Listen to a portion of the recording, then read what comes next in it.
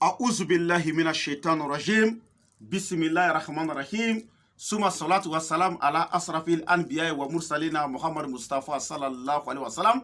Assalamu alaikum ya jama'atal muslimina wal muslimat wal mu'minina wal mu'minat. Amma bad. An kelen ka tanga ɲini setigi ala fɛ kan kisi ka bɔ shetane tɔɔrɔ ma o kɔfɛ an b'an sinsin ni setigi ala tɔgɔ ye min y'a daminɛ n'a b'a laban o kɔfɛ an bɛ sɔlili Muhammad Mustafa kan n'o ye kisi ni nɛɛma b'a kan ala k'o jidi a kan ka bɛɛ lajɛlen fo ni alisilamɛya foli n'o de assalamu alaikum wa rahmatulahi taala wa barakatuh. Alhamdulillah an bɛ ala tanu suma alhamdulillah an bɛ segin ka ala tanu alhamdulillah rabbil alamin an bɛ ala tanu ka ala barikada. Bi n'i y'an sigilen yan'an ka don o kɔnɔ n bɛ n ka abonné bɛɛ lajɛlen fo. Cɛ fara muso ka denmisɛnnin fara maakɔrɔba kan bɛ bɛɛ lajɛlen fo ala k'an bɛɛ sara ala ka hɛrɛ kɛ bɛɛ ala ka bɛɛ lajɛlen ka laɲiniw sabati ala k'o kɛ ala yɛrɛ ka alaya kosɔn alikuranɛ bonya kosɔn sɔlu ala rasulula a y'a dɔn k'a fɔ aw denkɛ n'a ka gɛrɛbuden mankan don n'o de ne Sheikh Sherif Abdul Aziz Aidara ye ni ka bɔ Mali la Bamako commune 3 Samɛ alhamdulillah ni y'an sigilen bi an sigi kun tɛ foyi ye mɔgɔ caman bi baara dɔ dɔn ne bɛ to k'o kɛ n'o ye a bɛ fɔ tulu min ma ko kabako tulu ni dɔw k'a ma ko jarabi tulu ni dɔw k'a ma k'u ma deli ka tulu min ɲɔgɔn ye o jarabi tulu in tiɲɛ tɔgɔ ko Muhamadu a tun banna a bɛɛ ni kuranɛ cɛ a bɛ san 2 bɔ an ma se ka jarabi tulu an ma se k'a dilan o kɔrɔ ye mun ye yiri dɔ de tun bɛ yen yiri min n'a tun dɛsɛra ka sɔrɔ n'a bɛ fɔ yiri mun ma ko duguduru o yiri n'i ma ale yiri sɔrɔ i tɛ se ka jarabi tulu dilan donc ala sɔnna ma an b'an ka bozokɛ fo ka bɔ Jene Laji Karabɛnta ala sɔnna ma a ye duguturu ye an ye délégation bila ka taa fo a kɔda la an taara yiri an y'a yɛrɛ sɔrɔ k'a fɔ dɔ taara kari ka n'a d'a ma o tɛ dɛ an y'a yiri yɛrɛ sɔrɔ donc yiri sɔrɔlen sisan komi weleweledaw cayara faamabaw mɔgɔbaw députéw homme d'affaires mɔgɔ caman y'an wele tulu ko in na dɔw yɛrɛ ko mais pourquoi an y'a to tulu in ka ban mais adamaden filɛ nin i bɛ kuma ni ala camancɛ de la Seydina Ali y'o de fɔ ko maa ma bɛ nkalon tigɛ i ka nkalon jurumu valeur n'i bɛ ka jɛ i ba fɛ a bɛɛ ka kan donc adamaden n'i bɛ fɛn o fɛn dilan a dilan ni ala camancɛ la yastagfuna minan nas wala yastagfuna minallah hey karamɔgɔ y'aw janto nin na i b'i dogo mɔgɔw la nka jɔn bɛ se ka dogo ala la o tɛ yen milliardaire joli filɛ nin n'u u sara mɔgɔ joli bɛ yen nɔ ni buildingu b'u bolo n'u sara k'u ka buildingu to yen maa joli de bɛ yen nɔ n'u nafolo b'u kun komi kabako mais u sara k'u ka nafolo to yen a bɛɛ ni kuranɛ cɛ ni maa ma ka sɔrɔ dan kɛra diɲɛ ye hali tun kana bange bilahi maa ma ka sɔrɔ dan kɛra diɲɛ ye hali tun kana bange a bɛɛ ni kuranɛ cɛ karamɔgɔ a ye siran ala ɲɛ ni fɛn min dalu yɛrɛ b'aw bolo don min a y'a di n'a ma matériel sɔrɔ a kana fɔ alhamdulillah ala sɔnna ma a ye jarabi tulu matériel sɔrɔ parce que yawa dudu o bɛ sɛbɛn i b'o sɛbɛn sɛ miliyɔn 2 ani 200,000 ani 200,000 ani 22 sɛ miliyɔn 2 ani sɛ 200,000 ani 200,000 ani 22 wa dudu bɛ sɛbɛn o de la a bɛɛ ni kuranɛ cɛ ne ye mɔgɔw bila sɛbɛnni la c'est plus de 6 mois diɲɛ don o don bɛ wa dudu sɛbɛn ala ye seere mɔgɔ minnu bɛ n ka sigida la o ye seere kelen i bɛ suratul Yusufu i bɛ Yusufu bɛɛ sɛbɛn suratul Yusufu i b'a bɛɛ sɛbɛn i b'i jija i b'a sɛbɛn siyɛn 71 n'i ye Yusufu sɛbɛn ka ban walqaitu alayka muhabbatan minni i b'i jija i b'ale sɛbɛn siyɛn 124 ni tilal'o la falamma ra'aynahu akbarnahu wa qaitana aydiyuna wa qulna shalillahi ma hadha basharan in hadha ila malikul karim a kɛ ala kama i k'o sɛbɛn siyɛn 71 kana huna al-yaqut war marjan i b'o sɛbɛn siyɛn 71 ma indakum yanfadu wa ma indallahi bagin i b'a sɛbɛn siyɛn 71 est-ce que y'a faamuya juina linas hubu shawati ila akri aya fo ka taa se aya dana i b'o sɛbɛn siyɛn 71 n'i y'o sɛbɛn ka ban tuma min na i b'i jija ka zɛgɛnɛ min falela tigɛnɛso sanfɛ i b'o tigɛnɛso 7 i b'o zɛgɛnɛ ɲini i b'o bulu ɲini i b'o dɔ fana kɛ a tulu la i y'a faamuya o kɔfɛ a bɛ fɔ ko ji la maa dɔw b'a fɔ ma ko ba faro i y'a faamu o ba faro i b'i jija k'o tulu dɔ ɲini k'o kɛ a la nka an y'o sɔrɔ bozow bolo jeni mara kɔnɔna na an taalen yiri ɲini na ala sɔnna ma an y'o sɔrɔ tiɲɛ tɔgɔ ko mamadu mɛ olu ta caman b'a dɔn k'a bɛ tulodimi de furakɛ bɔn o n'a ɲɔgɔnasi mɛ komi fɛn caman bɛ bɛɛ n'i ka dalilu de k'o la i y'a faamuya bɔn o kɔfɛ i bɛ mun kɛ tuguni gindo caman de bɛ tulu in na i y'a faamu ka i bɛ tila ka taa yiri dɔ ɲini n'o ye duguduru ye o de sɔrɔ ka gɛlɛn fo ka taa fɔ a to ten a bɛɛ ni kuranɛ cɛ an ta in bannen an ye wagati min kɛ duguduru ye a bɛ san 2 bɔ o de kama tulu in jarabi tulu an ma se k'a bɔ pewu o tuma jarabi tulu in bɛ mɔgɔ jumɛn de ɲɛ a bɛ mɔgɔ jumɛn ɲɛ ni muso min y'a ta k'a mu i ɲɛda la ko e ka furu menacelen don ni cɛ y'i ye ka ban o ye furu menace ko bannen muso min bɛ k'e ni cɛ tɛ bɛn fiyewu jarabi tulu in i b'a dɔ ta i bɛ to k'a mu i ɲɛda la a bɛɛ ni kuranɛ cɛ a bɛ bɛn sabati i ni cɛ cɛ muso min bɛ e ni cɛ somɔgɔw tɛ bɛn muso dɔ bɛ ani cɛ ka di nka ani cɛ ba tɛ bɛn ani cɛ fa tɛ bɛn i bɛ jarabi tulu ta i b'a dɔ kɛ i bolo la i b'a mu i ɲɛda la a bɛɛ ni kuranɛ cɛ a bɛ kɛ walama mɔgɔ min bɛ yen baara yɔrɔ la e ni ka patron tɛ bɛn e ni ka patron man di jarabi tulu ta i k'a mu i ɲɛda la i ni ka patron bɛ bɛn wa ko bɛ diya ɲɔgɔn ye mɔgɔ min bɛ k'e ko ka go mɔgɔ min ye muso min bɛ k'e ko ka go cɛw ye e ko ka go mɔgɔ ye jarabi tulu ta i k'a mu ɲɛda la ka i b'a ye ala b'i ko diya mɔgɔ min fana bɛ yen k'e ye homme d'affaires ye homme d'affaires walama e mɔgɔ min bɛ yen k'i bɛ garisɛgɛ ɲini na n'i y'a mɛn fɔlɔ i ka garisɛgɛ sɔrɔ k'a sɔrɔ i ko ka diya mɔgɔw ye mɔgɔ caman t'o dɔn adamaden n'i ko diyara mɔgɔw ye baara yɔrɔ la sigidaw la a b'i ka ko caman nɔgɔya i ye o jarabi tulu kelen min filɛ muso dɔw bɛ yen bitɔn bɛ bɔ u ɲɛda la bitɔn u bɛ pharmacie bɛɛ don ɲɔgɔn na n'u ye fura dɔɔni ta bitɔn min tun na a bɛ tila ka wuli yiri dɔw bɛ yen ko duguduru o b'a la a bɛɛ ni kuranɛ cɛ ni muso y'a muni daminɛ a bɛ bitɔn ba i ɲɛda la pewu hali bitɔn kelen i t'a ye ɲɛda la i y'a faamu ani n'a y'i diya i b'a k'i kunsigi la i kunsigi kelen muso dɔw bɛ yen nɔ i bɛ taa sɔrɔ an balaka dɔ bɛ yen ale kasira nin ko in na ale tun musɔrɔ tɛ bɔ ale kunkolo la ale ta tun tɛ silamɛya ye dɛ burumuso b'a kunna don o don a kunsigi de tun dɛsɛra ka falen u ye fura sugu bɛɛ mu a kunna nka a ye jarabi tulu ta k'a mu a kunkolo la ala n'a kira barika la a kɛra cogo di a bɛ se ka ɲɛfɔ wa o la ni mɔgɔ min bɛ yen k'i bɛ fɛ i ko ka diya mɔgɔw ye i mana don kɛnɛ min kan i ko ka diya mɔgɔw ye cɛ min bɛ yen i bɛ fɛ i ko ka diya mɔgɔw ye muso min bɛ yen i bɛ fɛ i ko ka diya mɔgɔw ye cɛ min fana bɛ yen k'i ko ka ko musow ye jarabi tulu dɔ ta par exemple i bɛ jarabi tulu ta i b'a dɔ mu i ɲɛda la i y'a faamu ni de ye jarabi tulu ye i y'a faamu a yiri n'a fɛn n'a parfɛn a bɛɛ b'a la a bɛɛ kelen don a la ni ala ka jɛ i b'a kɛ tan i y'a faamu donc n'i y'a kɛ tan i b'a mu i ɲɛda la i y'a faamu voilà i b'a mu ɲɛda la tan tɔ i y'a faamu voilà m'a dɔn n'i ye faamu bon sisan n'i ye jarabi tulu n'i y'a mu sisan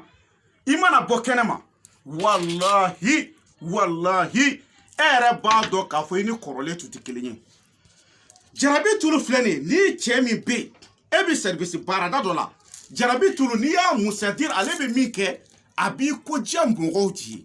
n'i ye cɛ ye a b'i ko diya musow ye a b'i ko diya cɛw ye n'i ye muso ye a b'i ko diya cɛ ye a b'i ko diya muso ye nka i b'a mu n'i yɛrɛ ka ŋaniya de ye wallahi billahi talahi n ye kale ala ka kuranɛ bonya na ni muso y'a fɔ ne ye tuguni ko bɛnbaliya b'i ni cɛ cɛ walama cɛ dɔ k'a fɔ ko a muso bɛ fɛ k'a furu sa ka jarabi tulu to yen k'i m'a utiliser billahi n t'a yafa i ma a bɛɛ ni kuranɛ cɛ n t'a yafa i ma bon o jarabi tulu labɛnnen don ka ban pewu gindoni dɔ de b'a la n'o y'a sɔrɔ mɔgɔ min ye muso ye kolonkisɛ filɛ i bɛ diɲɛ yɔrɔ o yɔrɔ i b'i tɔgɔ n'i ba tɔgɔ d'a ma n'i ye muso ye kolonkisɛ den 4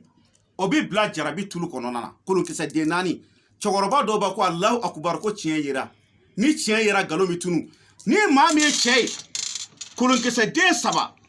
o bɛ bila a kɔnɔna na kolonkisɛ den 3 astagfirullah o bɛ bila jarabi tulu kɔnɔna na kolonkisɛ den 3 i b'a bila a kɔnɔna na m'a dɔn n'i ye faamu n'i ye muso don kolonkisɛ den 4 nka ni cɛ don kolonkisɛ den 3 n'i ye weleli kɛ tuma min na kolonkisɛ in kun ye min ye o bɛ f'i ɲɛna o dama tɛ jarabi tulu min filɛ nin ye gindo jugu min b'a la ni mɔgɔw k'a ma ko kabako tulu o ye mun ye cɛ min bɛ yen n'i sigan b'i muso la i muso bɛ taa ale baarayɔrɔ la ni patron dɔ bɛ ɲɔgɔn fɛ wa walama mɔgɔ dɔ bɛ fɔ i kɔ wa ala ni kira kama jarabi tulu dɔɔni ta n'i bɛna se muso ma a utiliser i yɛrɛ la i ka se muso ma n'a ye n ye kale ala ka kuranɛ bonya na a ka bɔ kaleli ma dɛ cɛ o cɛ turi muso la ala bɛ bana sɔɔri a cɛ la ni e tɛ danfɛn tɛ se ka furakɛ dana de don cɛ b'a furakɛ cogo di olu fana y'a dama sekɛrɛ ye n tɛ n'o fɔ y'a faamu bon n'o y'a sɔrɔ muso min fana bɛ yen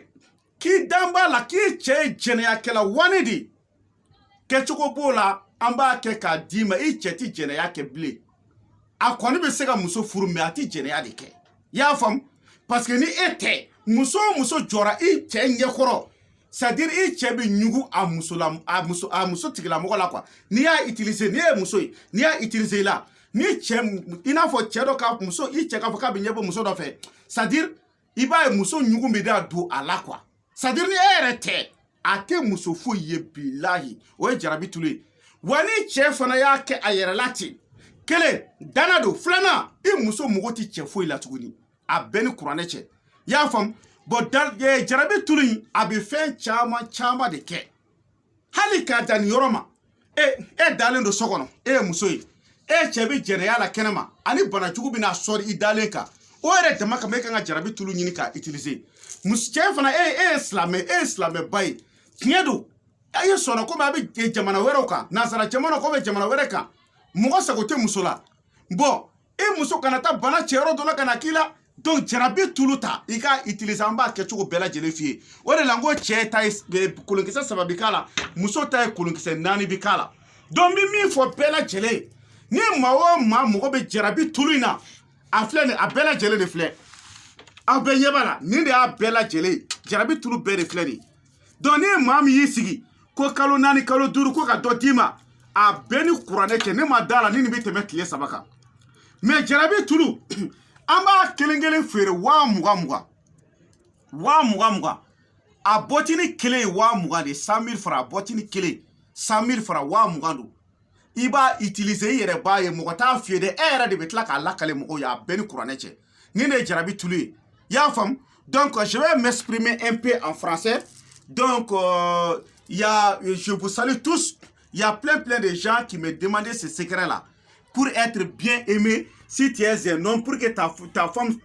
va t'aimer bien, ou bien si tu es une femme, que tu sois aimé par ton mari. Ou bien s'il y a une femme là, s'il y a des mésententes entre toi et ton mari, tu ne veux pas que ton mariage la gâte là, il faut utiliser ça là. Ou bien un homme qui va utiliser ça là. Si tu utilises ça d'une manière, je te dis ça au téléphone. Si tu as touché ta femme là, aucun homme ne peut toucher ta femme encore. Si tu es une femme aussi, la même chose, mais il y a une différence entre eux. L'homme peut marier une femme au nom de la religion. Ça, c'est pas interdit. Mais s'il dit qu'il va suivre une femme comme ça, adultère comme ça, là, il va c'est-à-dire, il va détester cette femme, quoi. S'il voit la femme, on dirait qu'il va vomir, quoi. Il ne peut même pas voir la femme, quoi. Est-ce que vous avez compris? Donc, il y a des femmes, là, toujours, il y a des pitons dans leurs yeux, là. Il y a un arbre qu'on appelle Dougoudrou. Il y en a ça là-dedans. Si tu commences à utiliser le sol là, tu vas voir tous les bitons vont disparaître. Il y a les femmes là, leur CV là, ça ne sort pas.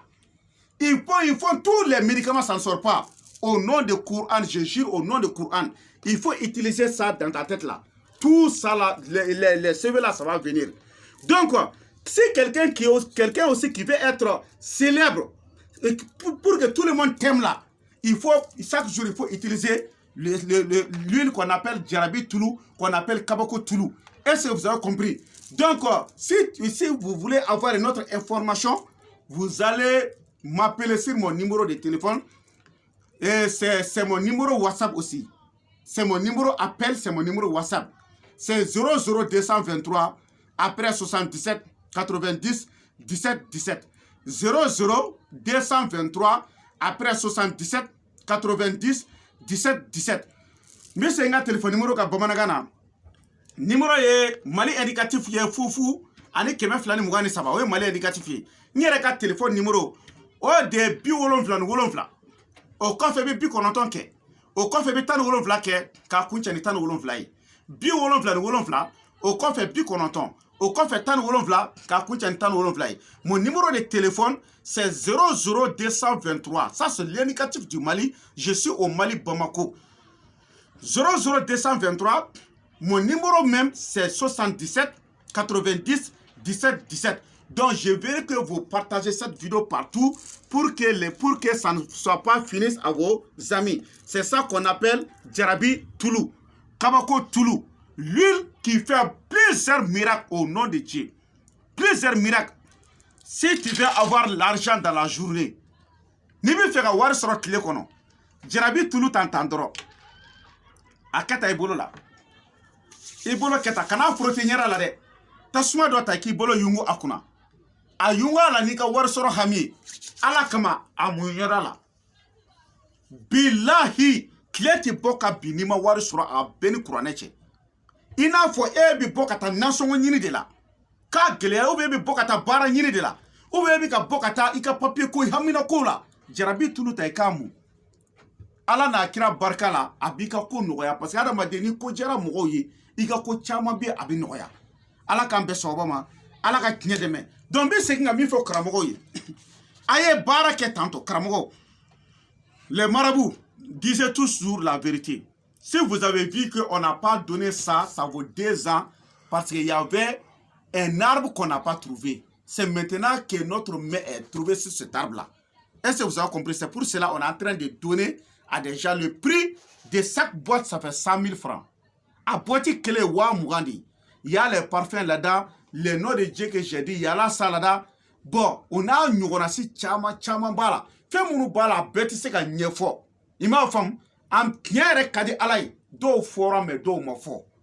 Il m'a fait parce que c'est n'ali côté ko galon tigala ka galon jurmo Valérie. Ani ka jey ba fait a bekaka. Parce que kabako fait chama bala anti se ko lu fo ni yorola. Chien to ko Muhammad. Ya fam. Donc Jarabi Toulou fle ni mogo bala. Ni vire laje ka ba. Ni sigi ko chichok na bana a yiri antara yiri soro chugum na ala kelen peu de bado antara ngoni e dotige ani yoro dotige ka bo yiri na mais ango chogoroba ma ka ke ala kama ne ara bu chogoroba sara kalola a beni kurane che 100 000 francs ka yiri entretien ke ko dal parce que yiri fleni na tunna dro c'est-à-dire a soro mandi quoi tient ko Mamadou a fleurir jondi a fleurir jaune mais ni fleurir korobayara iba urushi bi bo akuna tuguni mo chama bi na fam sisa mais yiri mi do bi ya bedo nyogona itaso donc ambi choroba blaka entretien ke ne ba sara kalola wa muga pour que mogo ka se ka lafia pour que adama dun ka se ka lafia donc amba nyini ala fe ala ye mogo munu da to dala kama ani kuna ja kama ala ka so lu ka soro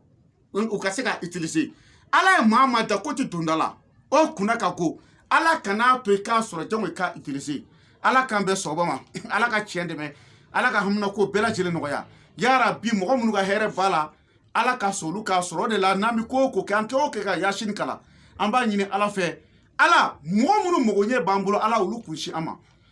mɔgɔ bɛ yen n'a mago tiɲɛ ala kana o kutigi kunsi an ma donc ala de tulo bɛ bɛɛ la ala de b'a ka jɔn dɔn ka tɛmɛ a yɛrɛ kan ala k'an bɛɛ sababa ma Jarabi Toulou a boîte kelen wa mugan de 100 000 francs une seule boîte ni ma yɔrɔ min faamu i bɛ wele téléphone na an b'a expliquer ɲɔgɔn ye clairement n'ala ka jɛ ye subhana rabbika rabbil izzati amma yasifun wa salamun alal mursalin alhamdulillahi rabbil alamin